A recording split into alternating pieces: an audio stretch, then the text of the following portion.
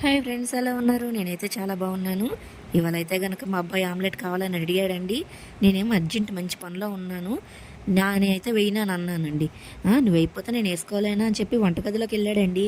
ఎలా వేస్తున్నాడా అని నేను చూస్తుంటే పర్వాలేదండి, బాగానే వేసాడు. అయితే ఇక మీద పనంతా నీకే చెప్పాలన్నమాట అని నేను అన్నానండి. చాలా సింపుల్గా అయితే చేసుకున్నాడు. అంటే ఇంతకుముందు నేను కూడా కొంచెం నేర్పించానండి. పిల్లలకు కొంచెం చిన్న చిన్న పనులు నేర్పించాలండి. ఆడపిల్ల మగపిల్లడని కాదు. రేపు పొద్దున్న మనం ఏ ఊరు వెళ్ళినా వాళ్ళు ఇబ్బంది పడకుండా ఉంటారనమాట.